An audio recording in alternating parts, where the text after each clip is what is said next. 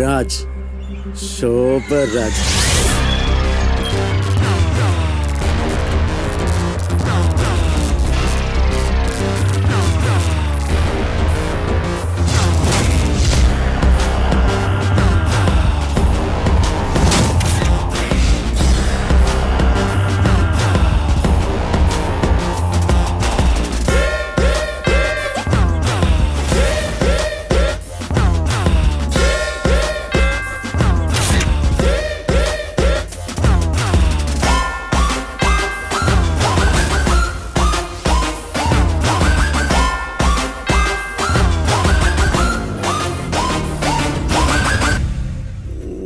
എന്താ പ്രശ്നം?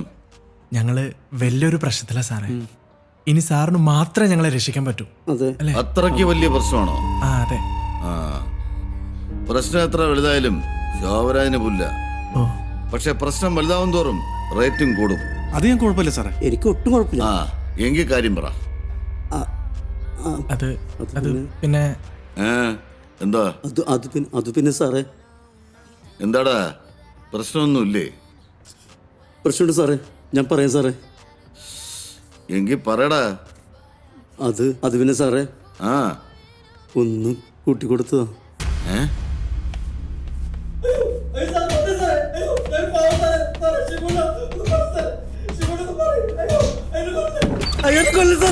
ഞാൻ ആരാണെന്നറിയോടാ?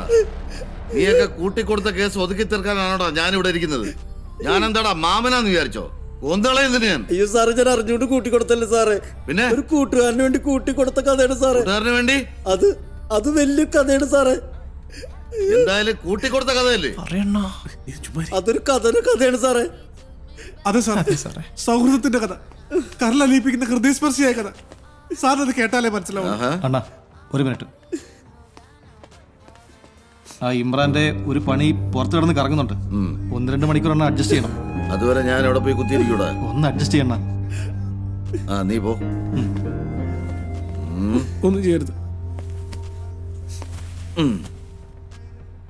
നിന്റെ കഥ വലിയ കഥ എന്നല്ലേ പറഞ്ഞത്?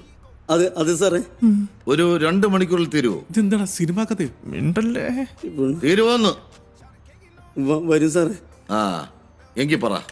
കഥയിൽ കള്ളം പാടില്ല, തെറ്റാതെ പറയണം. ഇതാണ് ദേവസഹായം ലോഡ്ജ്. ഇതെൻ്റെ ഇളയപ്പൻ്റെ ലോഡ്ജാണ്. ഈ ലോഡ്ജിനൊരു പ്രത്യേകതയുണ്ട്. എന്താണെന്നല്ലേ, പോലീസ് ഒരു പ്രാവശ്യം പോലും റെയ്ഡിന് വരാത്ത സിറ്റിയിലെ ഏക ലോഡ്ജാണിത്. അതിന് ഒരു കാരണവുമുണ്ട്. കർത്താവേ, ഇന്ന് ആരെങ്കിലും 10 പേര് തരണേ, അല്ലെങ്കിൽ ഞാൻ തെണ്ടിപ്പോവും. ഞാൻ വേറെ നീ എന്തോടെ രാവിലെ തന്നെ പതിവില്ലാതെ കുളിയൊക്കെ കഴിഞ്ഞിട്ടുണ്ടല്ലോ. എവിടെയെങ്കിലും പോകണ്ടോ? എന്നെ കൂടെ പറയിപ്പിക്കരുത്. നിങ്ങളോട് എത്ര തവണ പറഞ്ഞ ഓടന്ന് മാറ്റാൻ?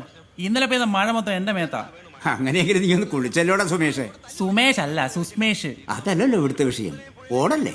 നീ നോക്കിയോ, ഇന്ന് നല്ലൊരു കോൾ ഇവിടെ തടയാതിരിക്കില്ല. അപ്പൊ നമുക്ക് ഓടും മാറ്റാം, വൈഫൈ ശരിയാക്കാം. ശരിയാക്കിയാ നിങ്ങൾക്ക് കൊള്ളാം, ഇല്ലേ പെട്ടിയും കിടക്കെടുത്ത് ഞാനങ്ങ് പോവും.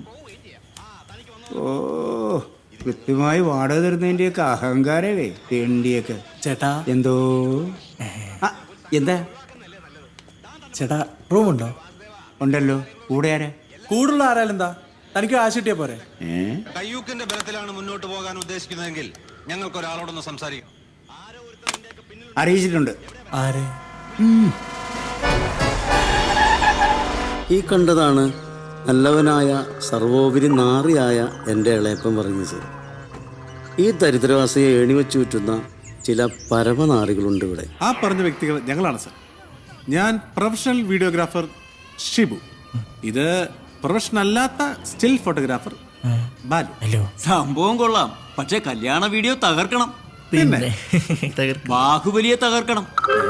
അല്ല, അതാരാ? മുതലാളി ആയിരിക്കും അല്ലേ? ഇവനാ? ഇവൻ വെറും ലൈറ്റ് ബോയ്.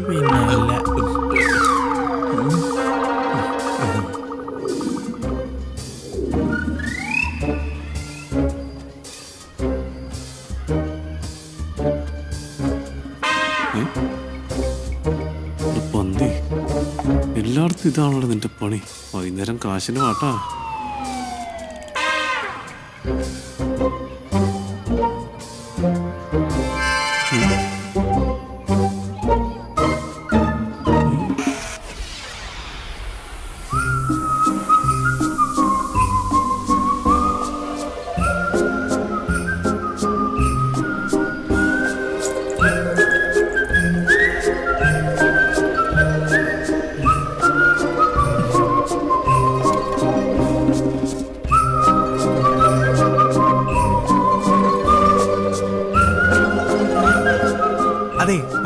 കുട്ടീനെ ഒരു സഹോദരിയായിട്ട് കണ്ടാ മതി കേട്ടാ. അങ്ങനെ നീ കണ്ടാ മതി. ഓഹോ കാണിച്ചോ.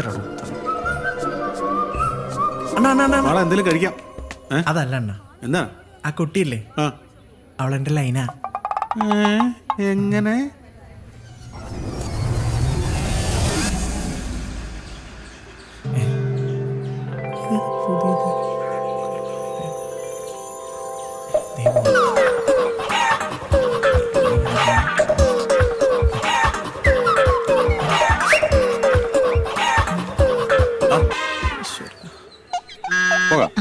പുറകെ തെണ്ടി നടക്കുന്നുണ്ട്.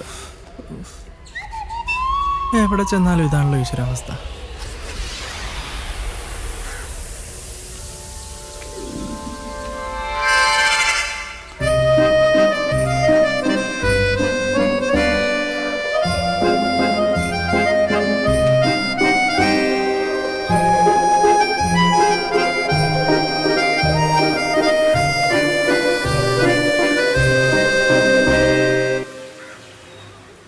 അന്ന് മുതൽ ഊണും ഉറക്കവും ഒന്നുമില്ലാതെ അവളുടെ പുറകെയാണ്.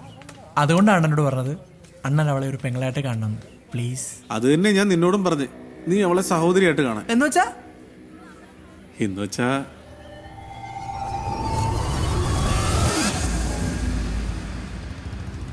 ഇതിന് ഷുഗർ ഉണ്ടോ? ആ പിന്നെ ഷുഗർ 400 എനിക്ക്. ആണോ?